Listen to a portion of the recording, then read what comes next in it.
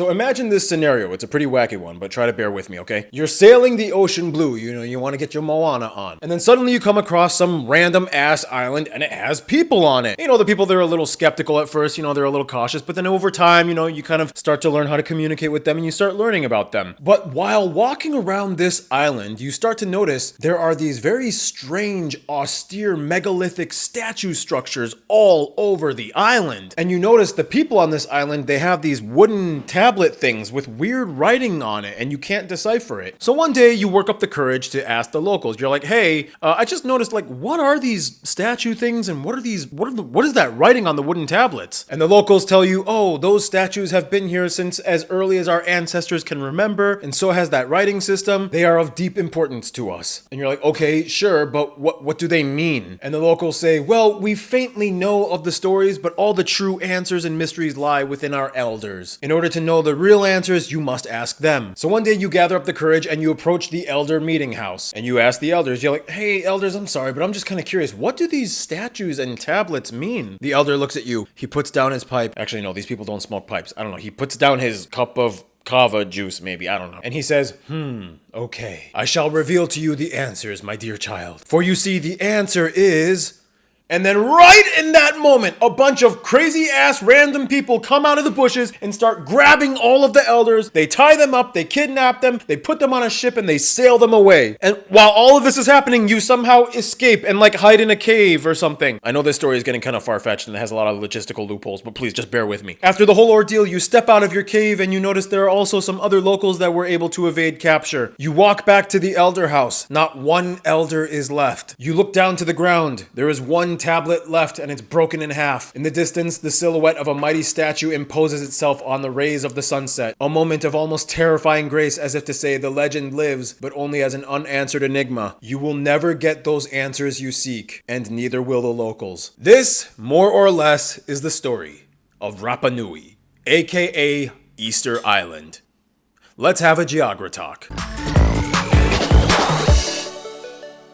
Hey everybody, I'm your host Barbs, and oh my gosh, golly gee whiz Khalifa and Bob Saget on Christmas morning. What am I wearing? I'm wearing a Geography Now shirt, of which you can get at geographynow.com. Go to the website, we got a lot of cool things there. We even got Geography Now mugs. We even got these Geography Now drawstring bags. Do whatever you want, I don't care. I'm too lazy to get my drawstring bag. I'm just gonna leave it there on the lamp. Anyway, so if you are watching this video on the day of upload, I have uploaded this on Easter Sunday. So I figured, why not upload a video about Easter Island on Easter Sunday? Why don't I just capitalize off of current events for content? I wouldn't be the first person who's done it. But anyway, Easter Island, you've probably heard of this place. It's very well documented, very famous. You've probably seen pictures of it. It's all over magazines and documentaries. You've probably at least in passing seen the famous Moai statues, and then you're like, huh, that's interesting. And then you went about the rest of your day probably getting tacos or something, because it's you probably got bigger things to worry about in your life than some random statues on an island. But for those of you that don't know too much about this place, you have to first understand what it even is. So let's explain. First of all, Rapa Nui, or Easter Island, is an incredibly isolated island shaped like a triangle, only about 14.5 miles or 23 kilometers long and 7 miles or 11 kilometers wide, located in the South Pacific. Their nearest neighbor is Pitcairn Island, about 1,300 miles or 2,100 kilometers away. Administratively, they are a special territory of the country of Chile, which lies even further at about 3,600 kilometers or 2,300 miles away. Rapa Nui is the corner and furthest east part of the oceanic subregion known as Polynesia, encompassing all the islands in a triangle shape between them, Hawaii, and New Zealand. The capital is Hangaroa, where most of the population lives, and the entire island is pretty much a raised volcanic mount with steep, jagged cliffs all along the coast and two small beaches on the north side, the most famous one being Anakena, where it is said that the first inhabitants arrived. If you just look at the island from the satellite imagery, you'll notice there are dozens and dozens of circular dormant volcanic craters and cones that tell you the geological story of how the island was formed. This gives the island its iconic otherworldly landscape. Okay, so first things first, why is it even called Easter Island? Well, that's because it was named that from the first European to lay eyes on it, Dutch explorer Jacob Roggeveen. Dutch people, look, you guys are cool and all, but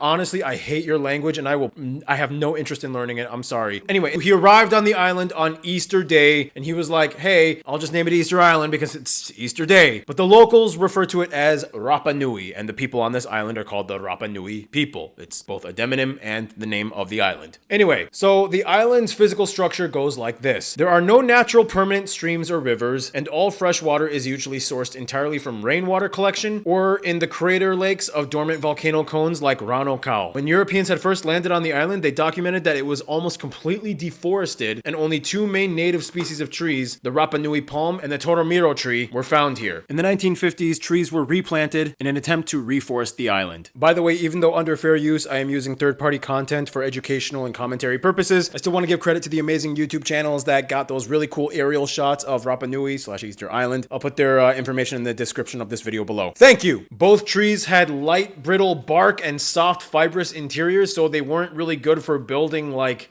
anything. They couldn't really make canoes or like houses out of these trees. They were really only good for like making like rope and tree bark cloth. Now, how did the island get so deforested? Well, we don't know for sure, but most people speculate that it may have been the introduction of the Polynesian rat. This little bastard freaking eats the seeds of trees like crazy, and they breed so fast. Like a single pair of mice can reproduce and create like over 1 million over the course of like 2 years. So add a rat infestation eating up all the seeds so that they don't grow on the island, and then bam, you have deforestation happening like rapid fire. So considering the fact that the trees were very weak and brittle, and there were very few of them anyway to begin with, the people that came to this island were stuck with a very drastic decision. They could stay and pretty much not have the quality of materials to build rafts to escape in case if they needed to, which means they would be stuck here indefinitely, or they could leave, and they decided to stay. This meant that the Rapa Nui people, you know, they probably took a lot of the customs and traditions that they knew from their former lands as Polynesian people. But the problem was, with few trees, they would have to kind of adjust the elements of what was usually pertained to wood carvings in Polynesian culture, and they would have to translate it to stone instead. This even applied to residential dwellings, such as the Orongo village on top of Rano Kau crater, where you see these stone and turf structures that were used by the locals. So that's the general physical setting of the island, okay? But that's not where it ends, because if you walk around this island, you start to feel a little weird, almost as if there's like something a little unsettling about this place. Because this isn't just a normal island, there's almost like a weird aura of mystery that surrounds the entire place. And nobody can fully answer anything. The first, most notable and obvious mystery, the massive Moai statues. There are literally over 1,000 of these speckled throughout every corner of the entire island. And they are perched on these stone platforms called ahus. How, what, and why even are these things? And it gets even crazier because even on the statues, there are these strange petroglyphs carved into the backsides. And then there's an even smaller, lesser known, but equally as important mystery. Some areas now still have these preserved wooden tablets with carved figurines on them. These are known as the Rongo Rongo tablets. People have been trying to decipher these for years. We still don't fully know what they mean. Rapa Nui is the only Polynesian island and the only Polynesian people that have this type of tradition and aesthetic to themselves. No other island has Moais or Rongo Rongo tablets. This is a very distinct thing that only the Rapa Nui people had done. Or were they? Was there another group of people that came to the island besides the Rapa Nui? That's another question. And why even is that a question? So then you would think, okay, aren't there still Rapa Nui people alive today? Like, can't we just ask them for the answers? Shouldn't they know the histories of their own people?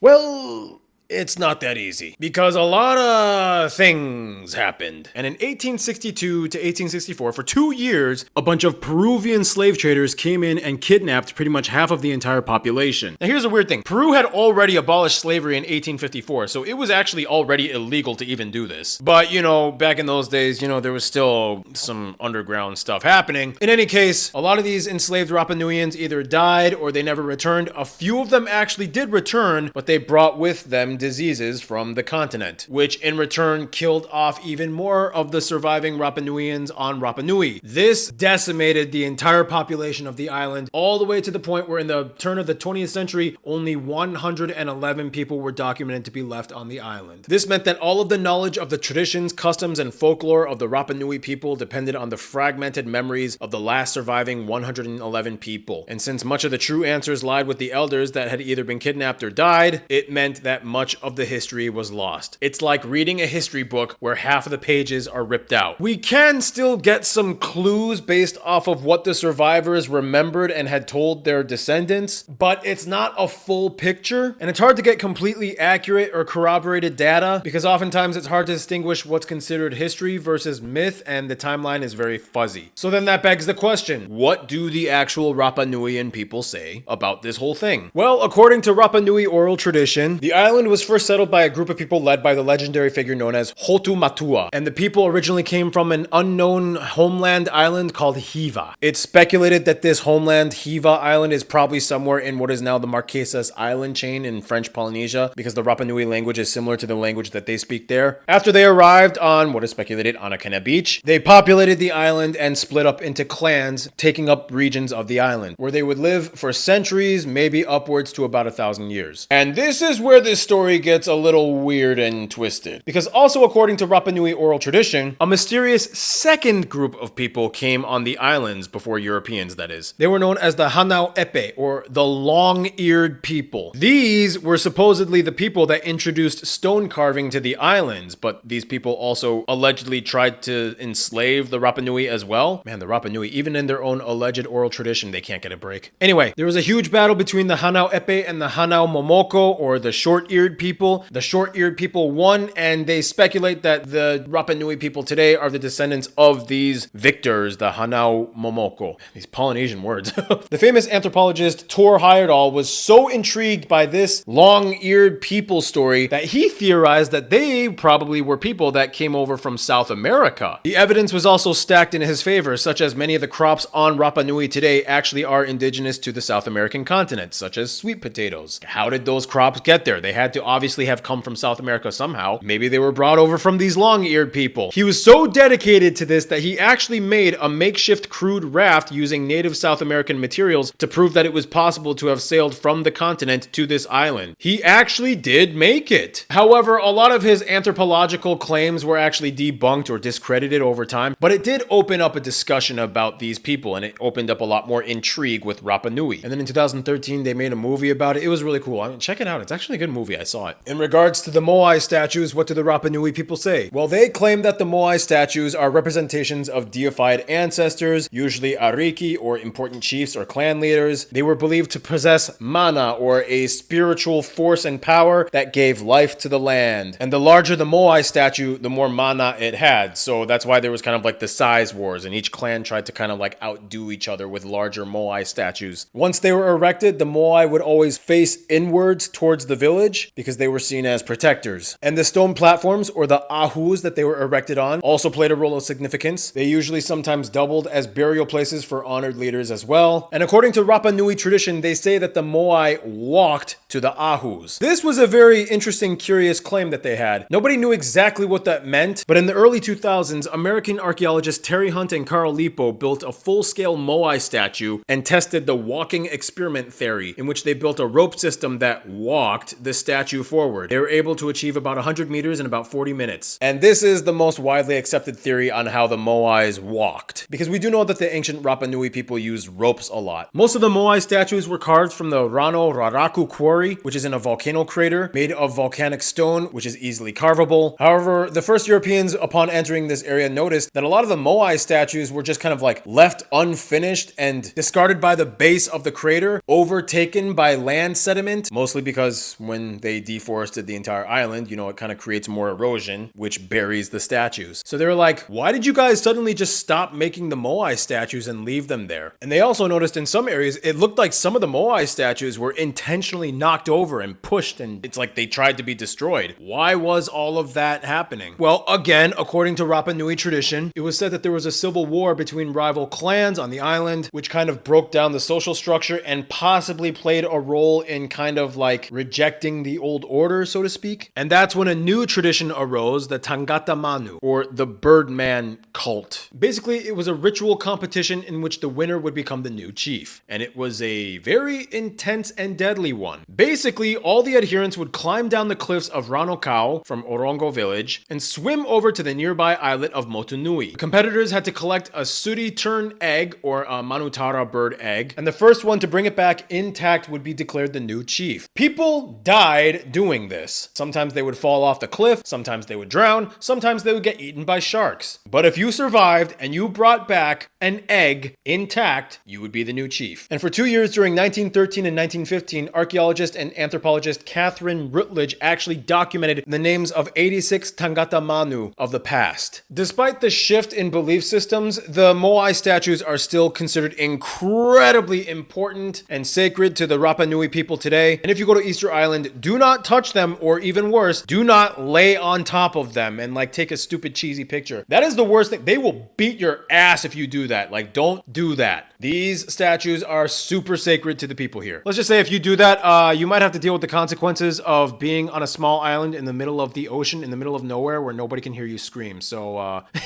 consequences of your actions. So what is Rapa Nui today? So today, the island has about 9,000 people, about 70% of whom are native Rapa Nuian. And despite the Hispanicization of being under the sovereignty of Chile and most people speaking Spanish, they still maintain their customs and traditions as best they can, and they are allowed to teach their native language in schools. Two iconic images that you will see that are kind of like, they symbolize the national identity of Rapa Nui. You will see the Manupiri, or the double Manutara birds facing each other, symbolizing unity, as well as the Raimiro, this crescent-shaped image with two faces on each edge of the crescent. This was sort of like a status symbol that was given to high-ranking official men and women in Rapa Nui. You see it everywhere in like petroglyphs and even in the Rongo Rongo tablets. It's always been understood to kind of symbolize high-ranking status, and hence that's why they put it on their flag. So in the end, Easter Island, we may never fully understand all the mysteries, but when you look at the island, it's kind of like a testament to the fact that sometimes something can be really physically, tangibly right in front of you, and you'll never fully be able to understand it. But you know what? You can still move forward and enjoy it. There you go. Hope you learned something. What topic would you like me to do next for these Geography Talks? Write down in the comments. Hopefully I'll pick one. And yeah, until the next one, stay cool, stay tuned.